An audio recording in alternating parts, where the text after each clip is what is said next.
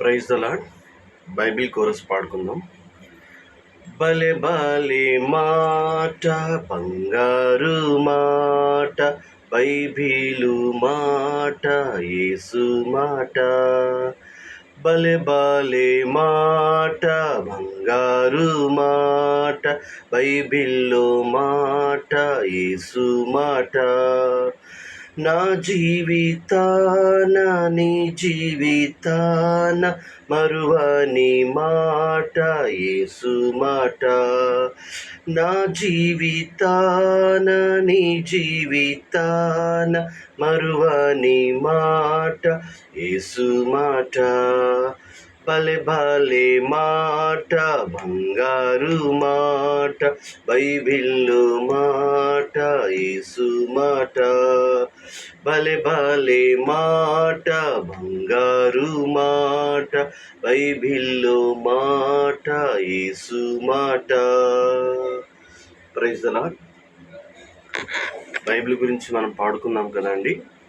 ఉదయకాలమే లేచి మీరు బైబిల్ చదివారా? ఉదయము సాయంకాలము మళ్ళీ టైం దొరికినప్పుడల్లా బైబిల్ చదువుతున్నారా? బైబిల్ దేవుని వాక్యం అని ప్రపంచంలో నిరూపించబడింది. ఏ గ్రంథానికి కూడా ఈ గ్రంథంతో సాటి రాదు.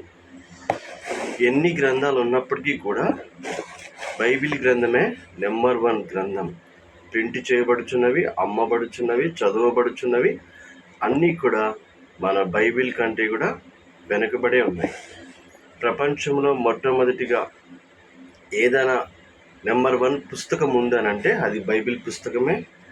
బైబిల్కి మించిన గ్రంథం ఇంకొకటి లేదు. ఒకవేళ ఉన్నప్పటికీ కూడా ఇంతగా రీడింగ్ చేయబడలేదు, ఇంతగా ప్రింట్ చేయబడలేదు. అయినప్పటికీ బైబిల్ దేవుని వాక్యం అని అనేక పరిశోధనల ద్వారా నిరూపించబడింది. కాబట్టి దేవుని వాక్యం ప్రతిరోజు మనం చదవడం వలన దేవుని మనము ఘనపరచవచ్చు. దేవుని యొక్క మనసును మన బైబిల్ గ్రంథము తెలుసుకోవచ్చు.